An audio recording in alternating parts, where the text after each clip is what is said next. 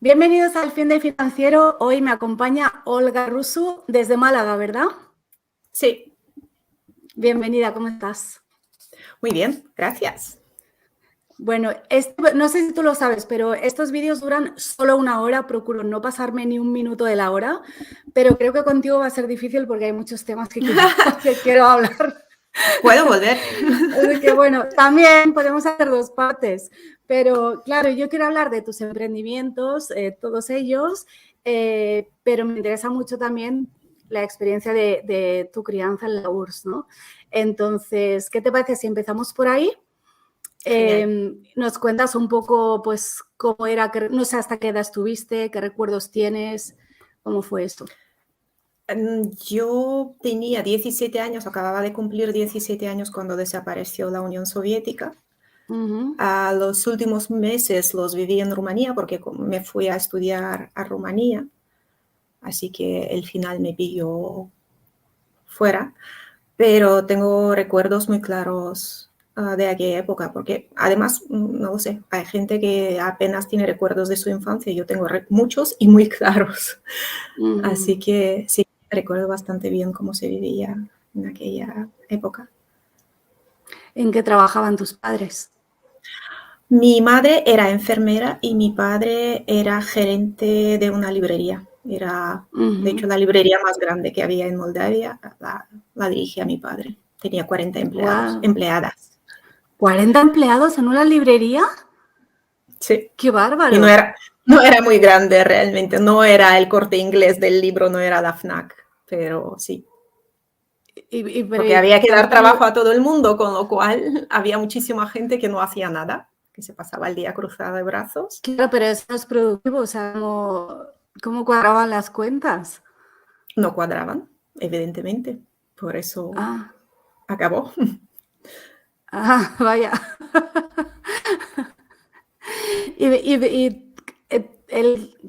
Ahora entiendo cosas, a lo mejor. Que creo que tú lees mucho, ¿no? ¿O te gusta leer? ¿Eso Leía tiene que ver con la muchísimo. librería? ¿Tenías acceso ahí a lo que quisieras? No tenía tanto acceso a lo que yo quisiera, pero sí había muchos libros en mi casa y realmente tampoco teníamos, bueno, en aquella época, ni en la URSS ni en otros sitios teníamos muchas alternativas de ocio. La lectura era lo más divertido, lo más interesante que tenías a mano. Por eso leía bastante.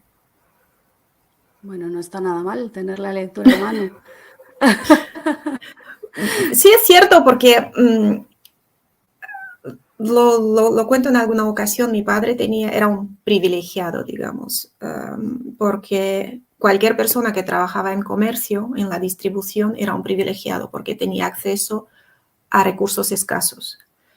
Los libros no eran tan valiosos como la comida, la ropa o el calzado o cualquier otra cosa que pudiera necesitar una persona, pero sigue siendo valioso porque era un regalo socorrido, un regalo habitual. Daba cierto prestigio tener libros en casa, pero es que además había libros que la gente quería leer y que eran difíciles de encontrar. Entonces, mi padre era una de esas personas a las que se le pedían favores. ¿Me podrías conseguir tal libro porque tengo que hacer un regalo especial? ¿O me podías conseguir tal libro porque me gustaría leerlo y no lo puedo encontrar? Había gente apasionada de la lectura que le pedía favores para conseguir algún libro que no se encontraba en las librerías. Así que...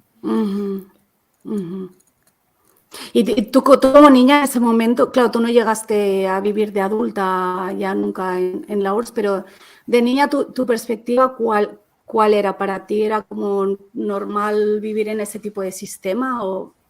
Es que tampoco tenía otras referencias. De hecho, Claro. nosotros se nos educaba, se nos inculcaba que fuera la vida era horrible, que fuera la gente que no era rica tenía una vida de miseria. Y recuerdo con muchísima claridad un texto que había en mi libro de lectura de segundo de primaria que se llamaba Las botitas rojas, que hablaba de una señora de la limpieza afroamericana que se pasó durante no sé cuántas semanas trabajando muy duro, echando horas extra para comprarle a su hija unas gotitas rojas que le hacían mucha ilusión y que ella no tenía dinero para esas gotitas rojas. Pues cuando por fin había conseguido el dinero que le hacía falta, va a la zapatería, pide las gotitas, la niña se las prueba y le quedan pequeñas. Y ella dice, ¿me puede dar una talla más grande?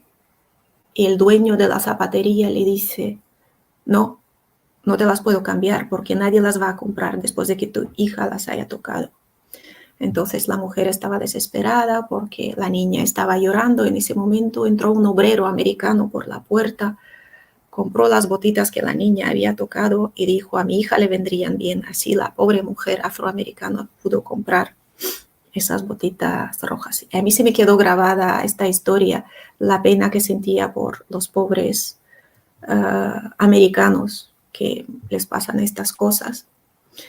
Y muchos años después ya estaba trabajando una noche en casa de una amiga cenando. Nos acordamos de esa historia. Acabamos riéndonos de manera histérica, es que nos caíamos por el suelo del ridículo de toda esa historia, pero en ese momento nos lo creíamos. Nos parecía completamente realista, pensábamos que así es como se vivía en el occidente. Entonces nosotros estábamos encantados. Y de hecho, otro recuerdo súper claro, un fin de semana, un sábado, un domingo, desayunando en la cocina, la idea, la felicidad de, Dios mío, qué bien que nací en la Unión Soviética. Qué suerte haber nacido en la Unión Soviética. Porque obviamente lo que te cuentan que fuera, la vida es horrible. ¿Y cómo descubriste que no era tan horrible fuera? Pues con la Glasnost. De hecho, creo que el principal responsable de la principal responsable de la caída de la Unión Soviética ha sido la apertura, la posibilidad de recibir información desde fuera, de darte cuenta de que la gente normal que tiene empleos como tus padres para nada es pobre, que tiene una vida muy razonable, muy feliz, con bastante abundancia, que tiene más de un par de zapatos por temporada, que tiene más de una chaqueta por temporada, que no hace cola para comprar comida. Que recuerdo una de las primeras cosas así interesantes con la perestroika es empezaron a publicar la revista Burda en ruso. Y venía una edición especial para la Unión Soviética que tenía recetas al final. Y leíamos esas recetas y decíamos, pero ¿cómo puedes hacer estas recetas? Es que pedían cosas absurdas, como por ejemplo, yo qué sé, almendras. ¿De dónde voy a sacar almendras? ¿Por qué publican esas recetas con cosas que no existen en las tiendas? O gelatina de no sé qué tipo. Eso no existe, eso no se puede comprar. Y era una frustración de, los platos eran muy bonitos, apetecía hacerlos, pero no tenías los ingredientes para hacerlos. Wow. Bueno, pero por eso. Burda es una revista de punto o algo así, ¿no? Es de costura. Y tenía recetas. Sí, porque es una editorial bastante grande que tiene todo tipo de revistas dirigidas al público, a la ama de casa, a la persona que hace costura, a las que hacen punto. De hecho, yo aprendí a coser gracias a esa revista y gran parte de mi ropa con 14, 15 años me la hacía yo. No me digas. Sí. Porque tela sí había, ¿no? Para hacerte la ropa. ¿Perdón? Tela sí había. Era más sencillo encontrar tela que encontrar ropa que sea bonita. Sí. Entonces, sí. Y incluso si tenías una prenda, una falda, un vestido que no te gustaba, pues la podías deshacer, descoser, utilizar las piezas para hacer otra prenda, que lo he hecho en alguna ocasión. Claro, en eso a lo mejor sí teníais ventaja sobre el occidente, ¿no? En el sentido de que tenías que ser más creativo para algunas cosas. La verdad es que yo sí creo que éramos bastante creativos. Mi madre sabía coser, bueno, sigue sabiendo coser, tejer, entonces me hacía bastante ropa, pero yo creo que lo bueno es cuando puedes elegir. De hecho, Exacto. después de la crisis inmobiliaria, cuando de repente había menos dinero para gastar, mucha gente se ha aficionado a hobbies muy domésticos, muy caseros, a hacer repostería americana, los cupcakes, las tartas, todo ese tipo, o hacer punto, o hacer costura. Y hay mucha gente que lo hace, pero lo hace por placer, no por necesidad. De hecho, yo tengo muchas amigas de un grupo de punto que tejen y su problema es que en Málaga hace mucho calor y ellas tienen demasiados jerseys. Entonces el invierno malagueño no les da para ponerse todo lo que les gustaría, los jerseys que Claro, tejen. porque bikinis de punto no. No son lo más práctico. Es curioso. Bueno, me ha recordado también a cuando en los confinamientos tanta gente aprendió a hacer pan y cosas así, que después en mi casa lo hemos hecho toda la vida, pero bueno, está bien que hayan descubierto eso. Y mucha gente ha continuado. O sea, en ese Sí. momento igual sí fue por necesidad, pero lo han continuado. O sea, está muy Sí, mis interesante. amigas siguen tejiendo bastante, algunas son realmente maestras. Tengo una amiga que se ha ido a vivir a Pamplona que es impresionante lo que hace. ¿Y de ahí te viene el interés por la ropa, que al final ha sido tu emprendimiento, o tiene nada que ver? Yo creo que viene un poco de familia. Podría ser algún elemento hereditario o heredable, porque mi abuela, que era analfabeta, aprendió corte y confección por su cuenta, simplemente copiando prendas que ella tenía y acabó haciendo ropa para todo el pueblo. Para las señoras mayores que tenían sus gustos particulares, pues ella era la modista de las viejas de su pueblo. Y mi tía era la modista de las demás. Pero mi tía sí había estudiado. Entonces, a mi madre le gustaba la costura y el punto. Entonces, yo he crecido entre trozos de tela, haciendo ropa para las muñecas con mi prima. Y yo sabía perfectamente qué es algodón, qué es lino, qué es seda, qué es poliéster, que en el poliéster, que con cualquier prenda de poliéster se suda muchísimo y luego huele mal, que el algodón tiene un tacto agradable, pero a lo mejor no tiene ese aspecto, no tiene esa presencia de vestido para salir, que el lino se arruga, que encoge mucho, todas estas pequeñas cosas que para mí eran como el día a día, me di cuenta mucho más tarde que la mayoría de la gente no las conocía. También hablando con una amiga de la adolescencia, hablábamos de las cosas que yo hacía de adolescente, como por ejemplo que me hacía mi propia ropa. Y yo le decía, es que yo pensaba que todo el mundo lo hacía. Y ella dice, no todo el mundo lo hacía, solo tú lo hacías.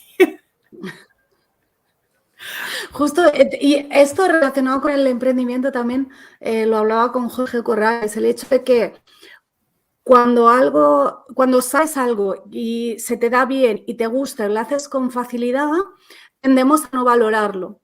Entonces, hay mucha gente, por ejemplo, que tiene ese tipo de conocimientos o de habilidades, podrían convertirlo en un emprendimiento, incluso en un trabajo por porcentaje, me da igual, pero podrían dedicarse a eso y ni contemplan esa posibilidad porque se supone que el trabajo pues es sufrimiento y te tiene que costar y tiene que ser difícil, como que te lo tienes que ganar. No, bueno, si puedes hacer algo que te gusta y se te da bien y sin sufrir, pues mejor, ¿no? Pues me hace gracia porque es una reflexión, una cosa, una idea a la que llegué hace un par de años, porque yo siempre he pensado que soy muy vaga porque el trabajo no me costaba. O sea, que yo hacía cualquier cosa y valía.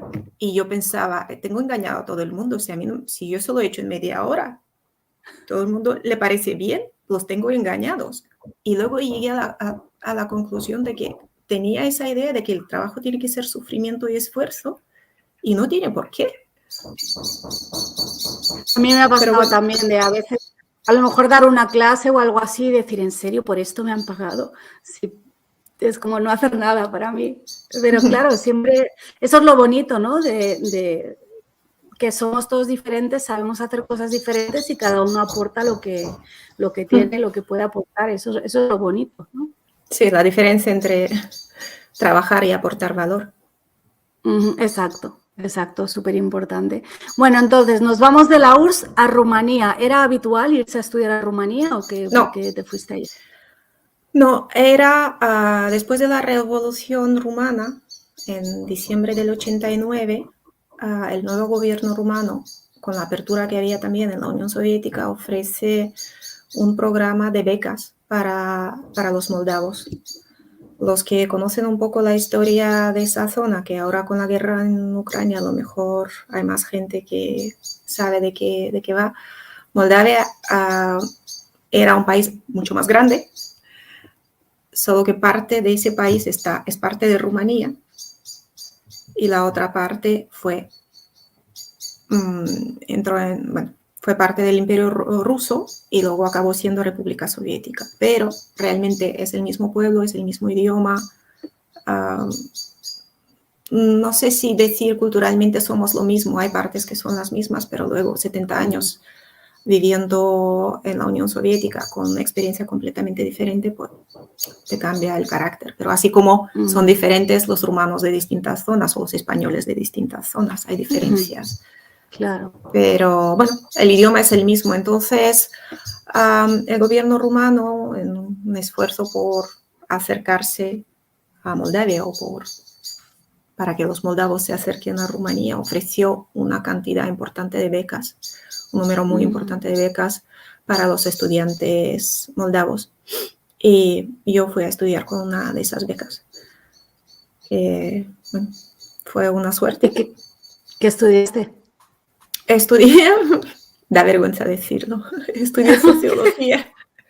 Estudié sociología y ciencias políticas.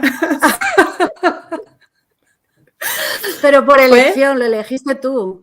Bueno, fue, ¿no? digamos, ¿cómo se dice? Una secuencia de pequeños accidentes.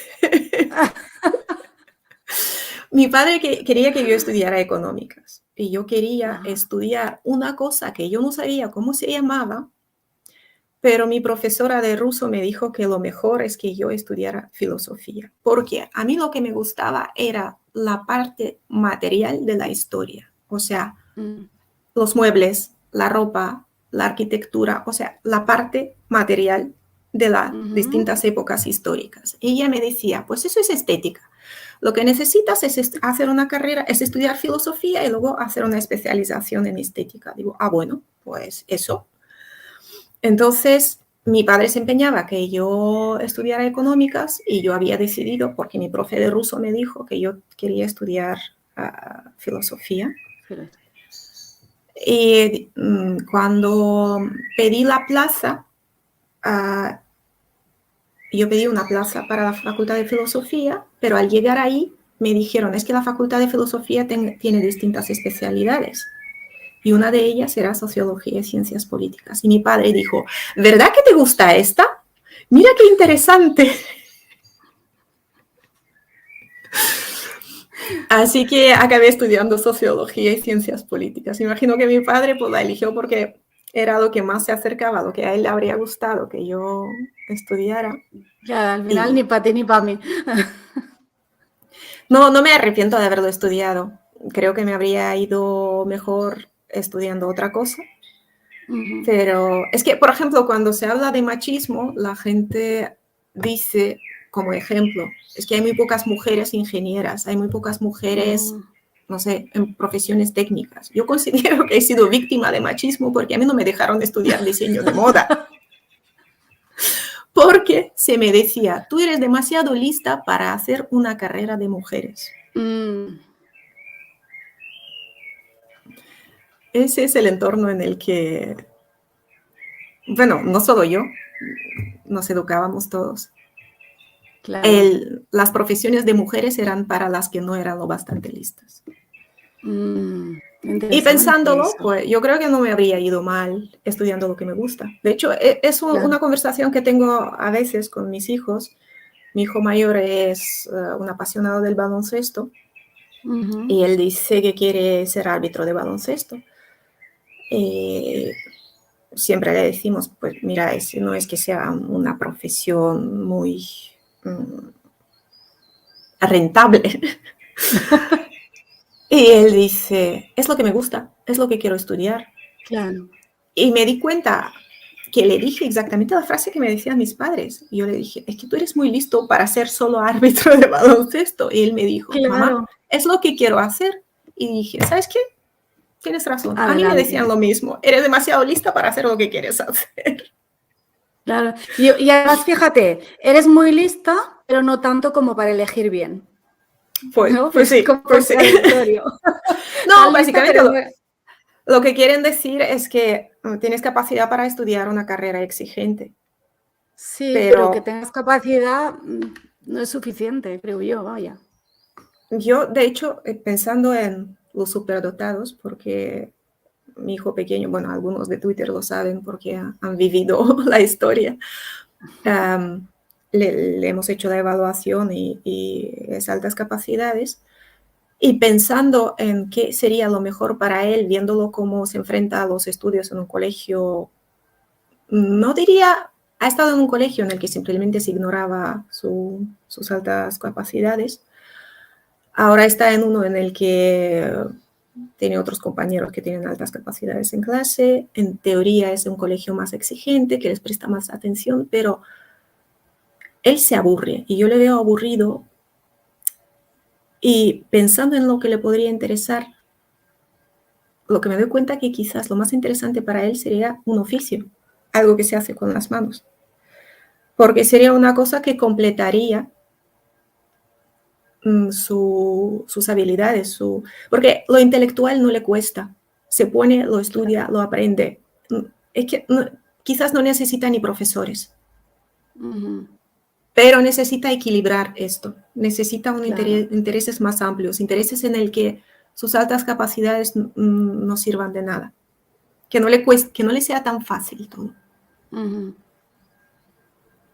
Entonces, cuando pregunto, es que da miedo hacer cosas poco convencionales, pero a veces pienso, mira, yo lo apuntaría a una FP, que estudie algo que se hace con las manos. Carpintería, no lo sé, porque sé que va a saber sacarle provecho a esta profesión. Hay varias personas con altas capacidades que he conocido en Twitter y me da la sensación que les atrae un trabajo menos no de estar encerrado en el despacho. Conozco a alguien que se dedica a la agricultura, es una persona brillante, lee muchísimo, tiene intereses intelectuales muy variados, pero se dedica a la agricultura y creo que es una persona feliz. Entonces, el hecho de que seas muy inteligente no quiere decir necesariamente que tengas que dedicarte a sacarle provecho a tu inteligencia. En cualquier actividad humana hace falta inteligencia. En la cocina, en el campo, en el taller de un carpintero. Claro. Es una muy buena reflexión y qué bien para tu hijo que tengáis esto en cuenta, porque normalmente se encasilla los niños de altas capacidades, de hecho, muchas veces son fracaso escolar, precisamente porque no tienen el estímulo adecuado que necesitan y por eso, porque no se complementa con otras cosas. Es como que de repente solo es un cerebro con patas y no es así. Has mencionado Twitter varias veces. ¿Qué pasó en Twitter? ¿Qué la has liado en Twitter? Pero eso pasa con cierta frecuencia.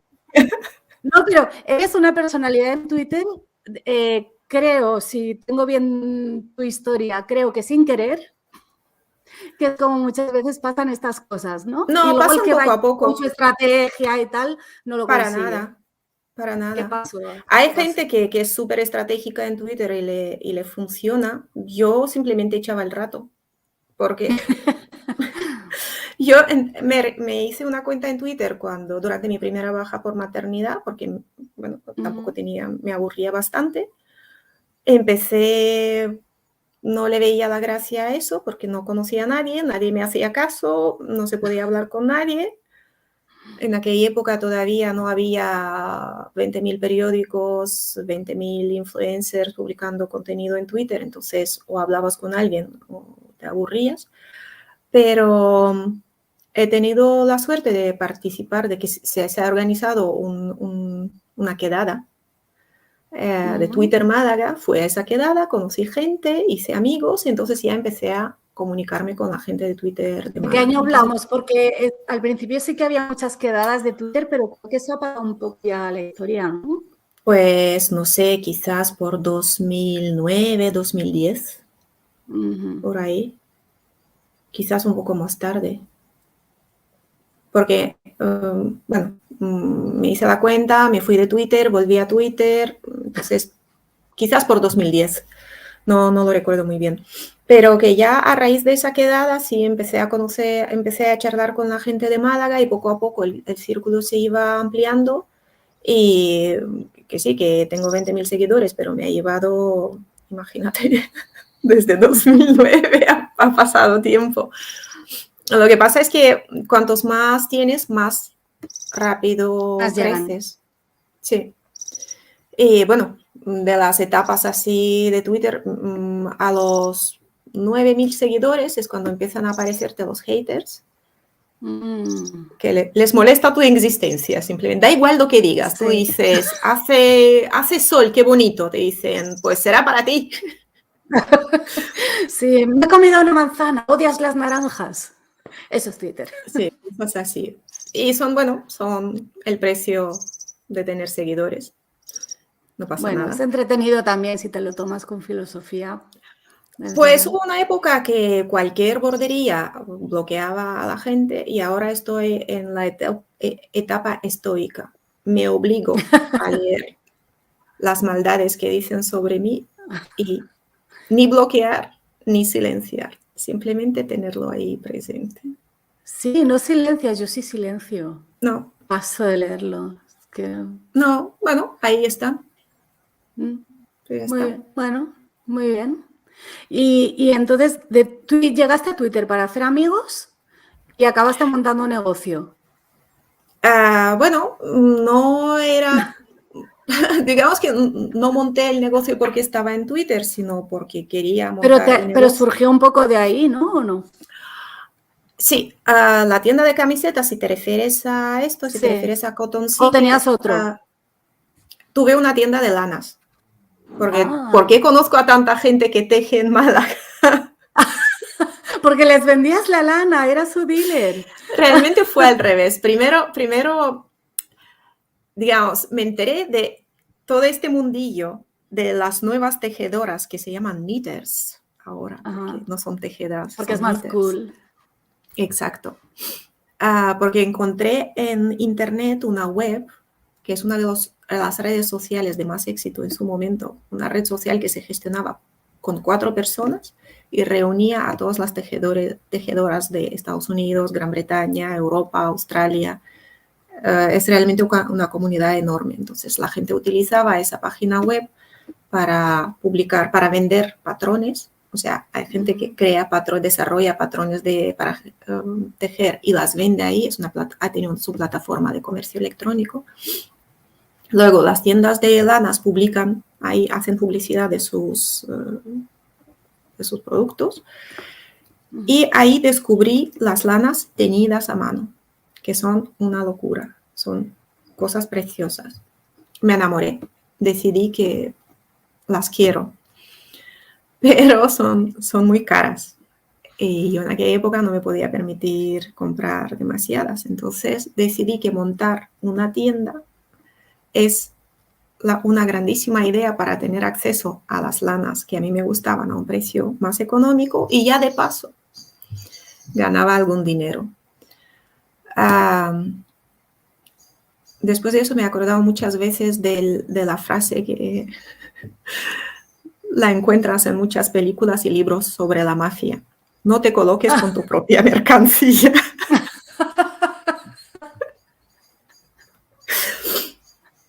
O sea, el hecho de que el producto te gusta no es una buena razón para montar una tienda online. Es un peligro, es un peligro. Pero en el fondo era un poco lo mismo que comentabas antes de la librería de tu padre, ¿no? Como que el negocio le daba acceso a recursos. Sí, pero no por eso eligió ese trabajo. De hecho, ese no era su negocio, él era un empleado público, como todos los ciudadanos de la Unión Soviética eran empleados públicos, da igual si eran fontaneros o gerentes de librerías o enfermeras, como mi madre. Todos eran funcionarios. Entonces, para mi padre fue una elección, bueno, de hecho no fue una elección, le nombraron gerente de la librería. Él trabajaba en el mundo del libro, estuvo trabajando en editoriales y, bueno, era una cosa que le ofrecieron y él aceptó. Pero, lo dicho, yo monté la tienda porque me parecía una buena idea. Obviamente tenía ya mi ilusión de ganarme la vida con eso y dedicarme en exclusiva a este negocio. Aunque si me ponía a analizar de manera lógica los números, la situación, si hubiera hecho un plan de negocio como se hace en los másters o en las escuelas de negocio, era evidente que no era una buena idea.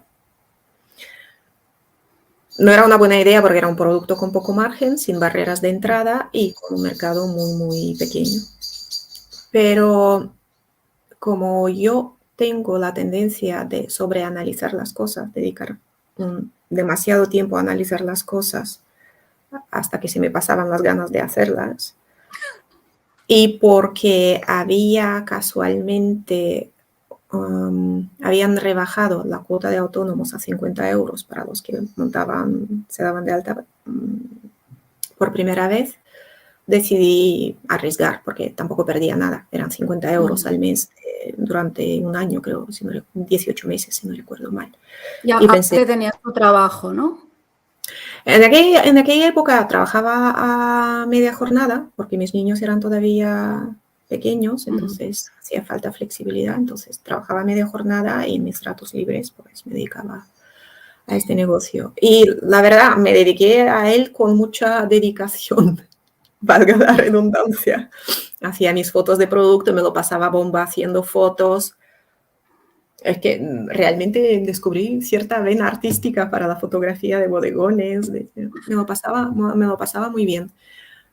Pero el negocio no conseguía tracción, como lo dicen en el mundillo startup, y era lógico por todas las razones que te cuento. El mercado era pequeño, el margen era pequeño, no había barreras de entrada, entonces pues tampoco iba hacia ningún lado. Facturaba algo, pero no había mucho crecimiento. Entonces,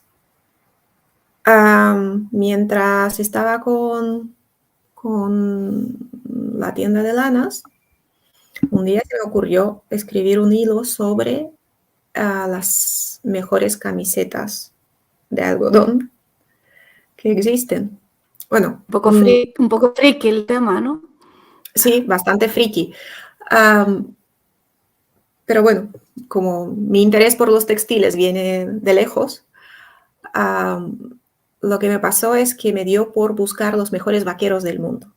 Entonces encontré varias fuentes porque el mundo del vaquero sí que hay muchos frikis, se llaman denim head. O sea, la gente que le apasiona el mundo del denim. Entonces, esto, hay gente para todo. Sí, hay foros enteros dedicados a qué vaqueros comprar, cómo son los mejores vaqueros, dónde se fabrican, análisis de distintas marcas, cómo mantener unos vaqueros. Me gustaba mucho porque para mí es un proyecto casi artístico lo que se plantea esta gente, que es comprar un par de vaqueros sin prelavar, o sea, de los azules oscuros de antes, de los que eran rígidos, que había que ponértelos durante mucho tiempo para que se fueran amoldando a tu cuerpo, para que fueran desteñiendo. Sí, que decían que te tenías que meter en la bañera con ellos puestos. No sé si hay varios trucos. Una urbana, pero sí. Hay quien lo hace. Luego, otro truco es llevarlos todos los días durante 2 años sin lavarlos. Para eliminar el olor había que congelarlos y luego descongelarlos. Todo eso, ¿por qué? Porque se dice que el vaquero adquiere el desteñido propio de tu estilo de vida, de tu personalidad. Si sueles llevar la cartera en el bolsillo trasero, con el tiempo se va a dibujar el contorno y van a aparecer las rozaduras de las esquinas de tu cartera. Si llevas el móvil en el otro bolsillo, pues lo mismo, las llaves, todo. Si tu trabajo tiene ciertas peculiaridades, yo qué sé, si eres mecánico de coches, si todo esto se va a acabar notando en el vaquero. El día que vaqueros de segunda mano, no. Bueno, hay un mercado secundario de vaqueros de segunda mano, porque hay gente que no tiene paciencia de esperar durante 2 años, entonces prefiere comprarlos ya usados, porque el desteñido del vaquero es auténtico. Y a mí me gusta esa idea de que tú compras un vaquero sin prelavar, como una hoja en blanco, lo usas durante 2 años, después de 2 años los lavas y tienes como un revelado de fotos. Acabas viendo la foto de tu vida, de tu estilo de vida, de quién eres, de cómo es tu vida en ese par de vaqueros. Y tenía yo una idea loca de hacer una exposición de vaqueros tratados de esta manera para ver la vida de distintas personas en sus vaqueros. Y bueno, como en los vaqueros de ese estilo es muy importante que sean muy resistentes y que absorban el tinte de determinadas maneras para que luego el desteñido sea interesante, para que los vaqueros aguanten mucho tiempo. Ellos están muy preocupados con la calidad del algodón que se utiliza. Entonces, después de leer mucho sobre la calidad del algodón que se utiliza en los vaqueros, me dije, ¿y no habrá camisetas hechas de la misma manera? Y me puse a buscar camisetas de este algodón. Y entre medias hice ese famoso hilo de Twitter sobre cómo encontrar camisetas de calidad o qué características tienen que tener las camisetas de calidad. Y después de ese hilo, mucha gente empezó a preguntarme, ¿y qué marca vende estas camisetas? ¿Dónde las compro, y yo no sabía decirles nada. Entonces me puse a buscar en plataformas de mayoristas las descripciones, las fichas técnicas de las camisetas que había ahí, intentando Claro, en tu hilo no es que hicieras comparativa de marcas, era más pues no, el tejido, era características técnicas, sí. Claro, pero la gente quería la conclusión. La conclusión es cuál me compro.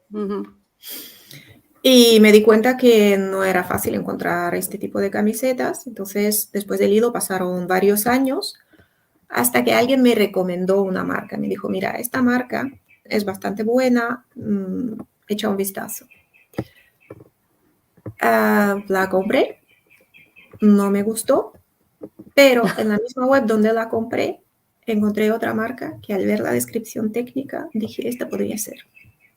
Obviamente yo en ese momento ya era un 2 más 2 o 1 más 1. Tengo la tienda, ya sé cómo montar tiendas online. Tengo ¿Pero la habías una cerrado, necesidad la tienda de lanas? Ya tenía la tienda de lanas. No la cerraste. No, seguía. Yo vale. no. Cerré la tienda de lanas en pandemia porque no tenía suministro. Mi proveedor no me podía, no me podía hacerle llegar la mercancía, con lo cual no podía vender, no tenía stock. Ellos tuvieron que cerrar fábrica, les llevó mucho tiempo recuperarse. Creo que todavía no están con el ritmo de antes de pandemia. Pero bueno, yo ya sabía cómo montar una tienda online, ya no me daba miedo ser autónoma. Sabía cómo hacerlo todo y solo necesitaba una camiseta. Y yo me había propuesto montar la tienda cuando pudieran conseguir una camiseta que solo al tocarla, incluso si no sabías nada de calidad de algodón, te dieras cuenta de que era extraordinaria, que era mucho mejor que cualquier otra cosa que habías probado. Porque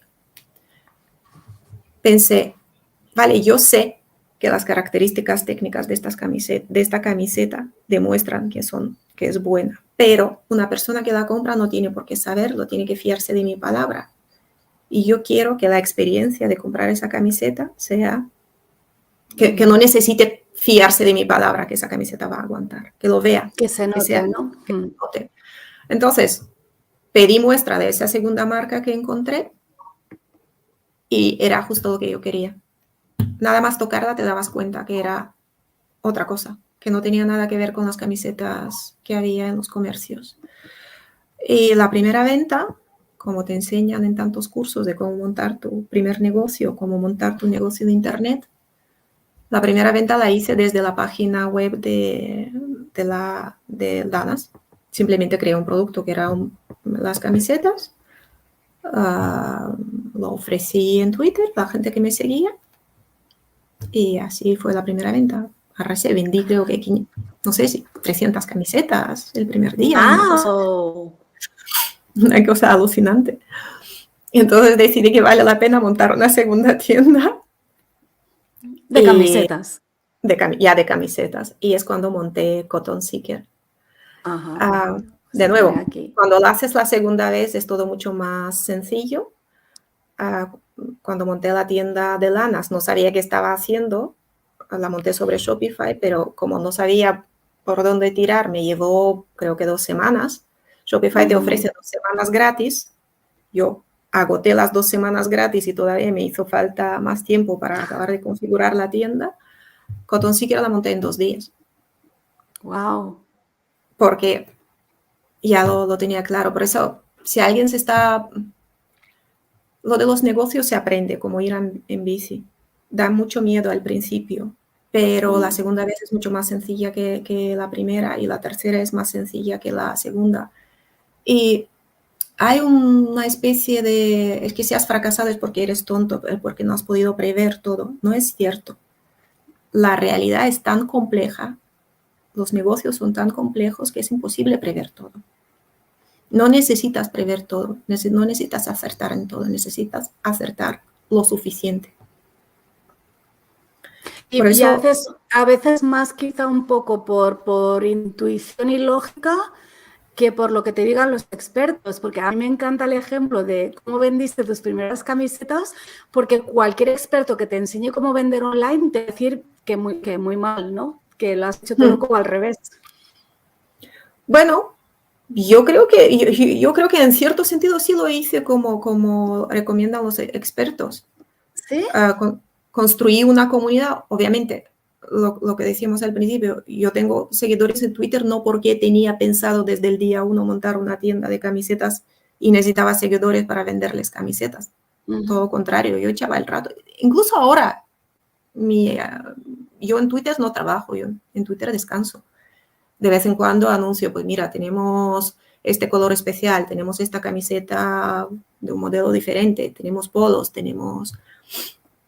pero la verdad es que me da un poco de corte promocionarlo mucho porque yo considero que la mayoría de la gente no me sigue para saber de camisetas, sino por otras razones. Entonces, no me siento muy cómoda abusando, digamos, de mi canal en Twitter, lo hago poco. Pero lo dicho, tenía una comunidad, había una necesidad que había identificado y había hecho una prueba, un producto mínimo viable, mejor dicho, un proceso mínimo viable, porque lo utilicé la tienda que ya tenía antes de lanzarme. Entonces, creo que sí, en cierto sentido, lo he hecho como recomiendan los expertos. Lo que no he hecho es como lo recomiendan probablemente los expertos en e-commerce, porque tú abres cualquier foro de e-commerce o cualquier newsletter de e-commerce y te dicen, y tienes que tener cuidado con esto, y cuidado con esto otro, y SEO, y tráfico, y publicidad en redes sociales, y cuidadito no equivocarte con esto, y la ficha de producto tiene que ser no sé cómo. Se puede vender sin todo eso. Sí es cierto que el e-commerce es un mundo muy, muy, muy competitivo, en el que siempre van a ganar los que más dinero tienen. Porque esa época de internet, cuando con 4 duros te montabas un blog y a los 2 meses ganabas dinero gracias a la publicidad de Google, se ha acabado. Esa época de Internet cuando el dueño de una cristalería de la esquina estaba en igualdad de condiciones con una multinacional, simplemente porque ha sido el primero en descubrir la publicidad en Facebook, también se ha acabado. Ahora es muy, muy difícil competir con los grandes y hay que buscar otras maneras de hacerlo. Yo, en cierto sentido, me doy cuenta que mi proyecto, mi tienda de camisetas, tengo que tomar una decisión pronto sobre qué hacer, porque para mí resulta cómodo, porque no me requiere mucho esfuerzo, no me requiere mucho tiempo y me da un dinerito extra para caprichos. Pero si no quiero que esto se muera por la competitividad del entorno, tengo que tomar decisiones, tengo que buscar socios probablemente, tengo que buscar otras vías de promocionarlo, si a mí me resulta incómodo promocionarlo frente a mis seguidores, que también es un mercado finito, ¿no? ¿Cuántas camisetas puede comprar la gente? No, además, si son buenas, pueden durar mucho y entonces no vuelven a Sí, comprar. encima. Pero pueden recomendarlas. Y la verdad es que ya tengo claro cómo lo haría. Tengo claro, me gustaría empezar a fabricar con marca propia. Tengo localizado la fábrica, que no podría hacer. Tengo clara la idea de cómo me gustaría promocionarlo. Solo me hace falta tiempo y dinero. Pero bueno. el tiempo, a ver, mira, nos queda poco tiempo justo, pero yo quiero que vengas otro día a hablar solo de gestión del tiempo, porque tú trabajas por cuenta ajena, eres madre, tienes tu tienda de camisetas y tienes tu emprendimiento fuera de internet, que me vas a contar ahora. Entonces, o no duermes, o no sé Duermo cuál es el poco. truco, pero tenemos que hablar de esto otro día. Duermo muy poco, me ¿Sí? gustaría dormir más, pero bueno.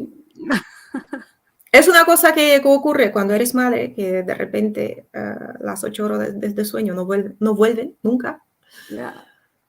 Pero bueno, una vez que los niños crecen, de repente tienes un par de horitas más que puedes dedicarlas a otra cosa.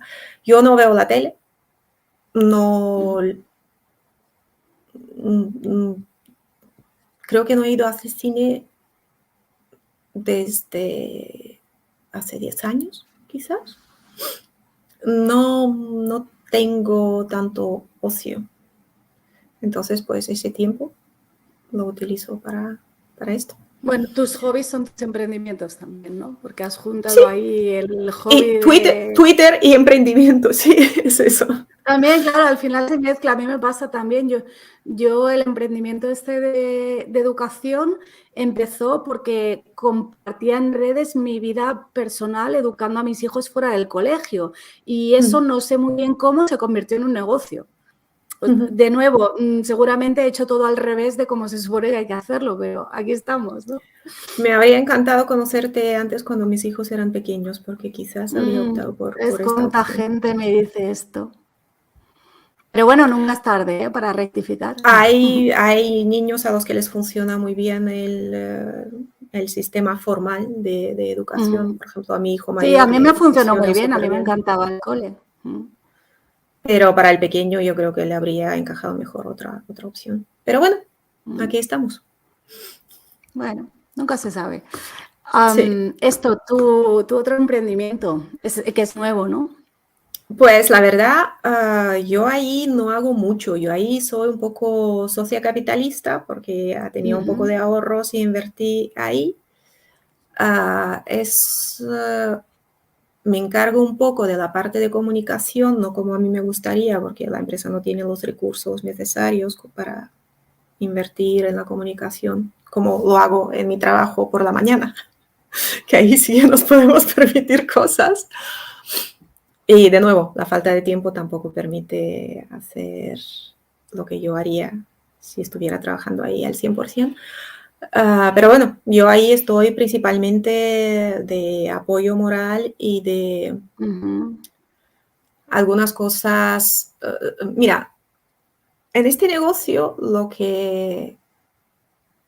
el encaje que me he encontrado yo a mí, ¿sabes? Estas características de tu personalidad que te dices, pero ¿por qué soy así? A todo el mundo le molesta que yo sea así. Es que estoy mal hecha.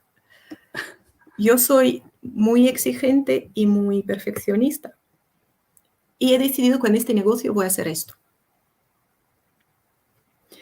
Porque es un catering y un pequeño restaurante, una taberna.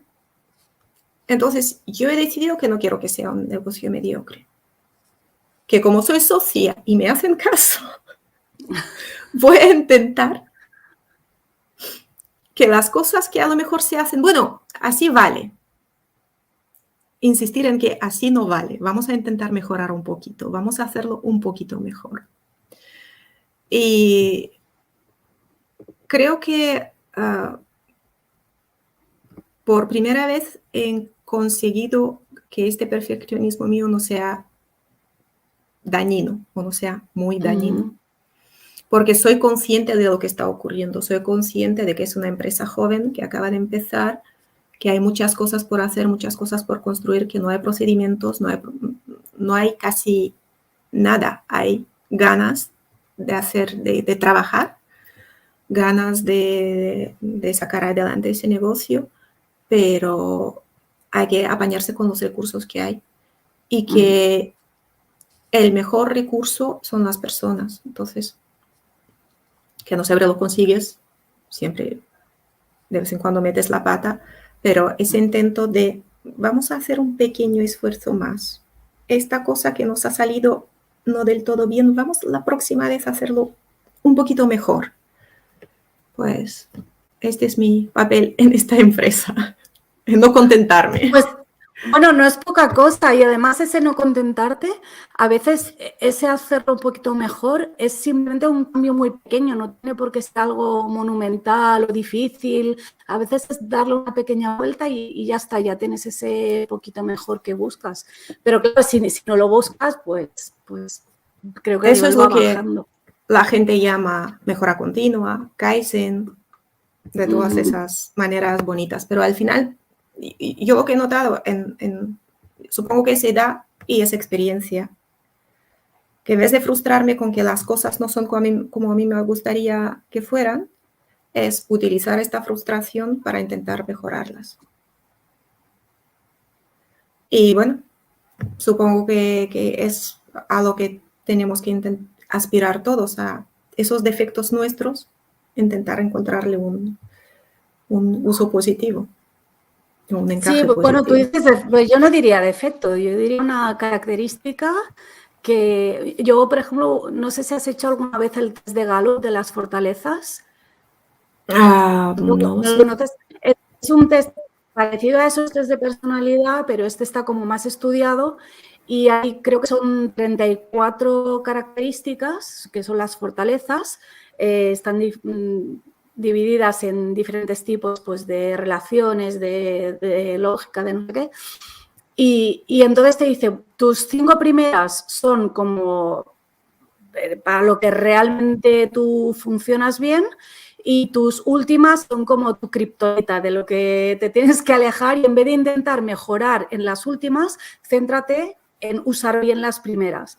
Pero también te dicen que toda fortaleza tiene como su sombra, ¿no? O sea, el hecho de que seas muy perfeccionista puede ser muy bueno, pero también tiene su sombra y tienes el peligro de caer en que eso sea realmente un defecto en vez de simplemente una característica o incluso una ventaja. Es que esto pasa, por ejemplo, pasa con las parejas, pasa con los hijos, con los compañeros de trabajo. No puedes decir, a mí es que me encanta esto de esta persona, pero no me gusta nada esto otro, porque lo que te encanta y lo que no te gusta son las dos caras de lo mismo. Es la misma característica, simplemente que en algunos contextos te viene bien y en otros te viene mal. Entonces dices, ojalá no tuviera esto, es que no puede no tener eso. Exacto, exactamente. Sí. Bueno, Olga, no te quiero quitar más tiempo. ¿Recomiéndanos un libro? Es un poco ridículo, pero lo voy a recomendar porque Yo creo que sin ese libro yo nunca habría montado ninguna empresa, que es Padre Pobre, Padre Rico, de Sí. Kiyosaki. Pero no es ridículo, ¿eh? Es ridículo. Bueno, enseña una cosa muy clara, qué es un activo y qué no es. Solo por eso A ya lo que merece la tienes que pena. aspirar, lo que tienes que aspirar, bueno, obviamente tienes que aspirar a tener un buen trabajo porque necesitas esos primeros recursos para poder invertir en el primer negocio. O sea, no hay que despreciar el empleo, no hay que despreciar el trabajar para una empresa.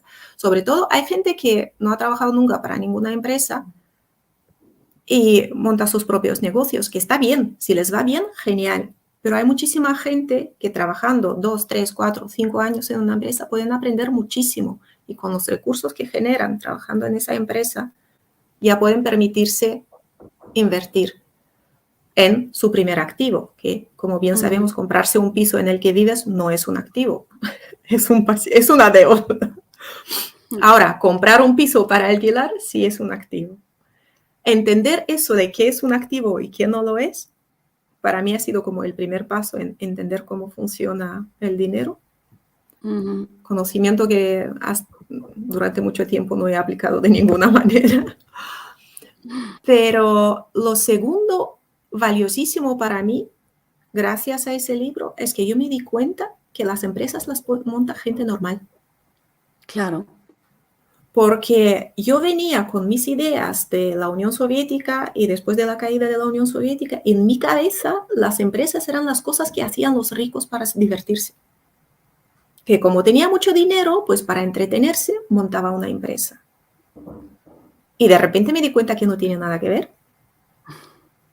Que no son los ricos que montan empresas, que las empresas las montan gente normal.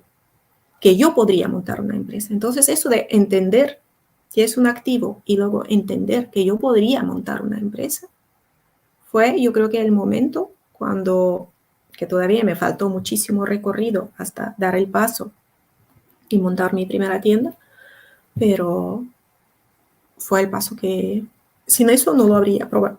O quizás sí, pero habría tardado más tiempo. Con esas dos enseñanzas tan importantes, no digas que es ridícula. Es ridículo. Yo sé que no, ahora porque la gente se suele reír de ese libro porque es ingenuo. Sí, y sí ahora se le critica mucho y es verdad que tiene cosas criticables, pero tiene algo muy bueno y es, aparte de eso, de que te aclara bastante el concepto del dinero, el concepto del activo y del pasivo, es un libro que te lleva a la acción, que es lo que te pasó a ti. Tú lees ese libro y tienes ganas de cerrarlo para ponerte a hacer cosas. Y eso hay muchos libros que digamos que de contenidos y quizás son mejores o más rigurosos, pero es simplemente algo que lees. Y este no, este te pone en marcha. Y esto es muy valioso. Cierto. Y ahora que tenemos el libro, recomiéndanos a alguien para invitar. Pues a mí me encantaría ver la entrevista de mi amigo de Twitter, Antonio Gobé, que no sé si, bueno, es bastante discreto y muy así, no le gusta aparecer. No sé si entrevistas en vídeo hace, pero voy a hablar pero con él. Bueno, le conozco de Twitter también. Y sí, yo le voy a invitar y si no, le pongo un emoji encima o algo. Yo creo que tiene una actitud muy sana, muy fresca hacia el dinero, muy pragmática, digamos. No, ni le da miedo, Es que creo que en España a mucha gente le pasa lo que me pasaba a mí por mi herencia soviética. A mí el dinero me daba miedo. Y las cosas que te dan miedo tienen poder sobre ti. Y el dinero no debe tener poder sobre ti. El dinero debería ser irrelevante. Porque hay muchísima gente que vive como si, bueno, pues me hace falta, pues monto un negocio, pues mi trabajo en no sé qué, hago no sé qué. Siempre sale a flote. Y hay gente que es, Dios mío, he perdido el trabajo, ya nunca más. Y yo era de los segundos. Todavía no soy de los primeros, pero me gustaría llegar a serlo en algún momento. O me gustaría que por lo menos mis hijos lo fueran. Y creo que Antonio es este tipo de persona. Sí, a mí me encanta. Y es un poco gamberro también, al menos en Twitter, luego en persona no lo sé. No sí, es muy troll, muy troll. A mí me divierte mucho. Es un Sí. troll bueno, en realidad. Así que sí, hablaré con él a ver si acepta y ya le diré que lo has recomendado tú. Y te invito a eso, a que vengas un día a hablar de gestión del tiempo. ¿Te parece? Ah, pues, con mucho gusto. No soy ninguna experta, pero he aprendido muchas cosas con el tiempo. No, pero es que no me interesan los expertos, me interesan los que hacen las Bueno, cosas. Así es. Muchas gracias, Olga. Nos vemos pronto. gracias.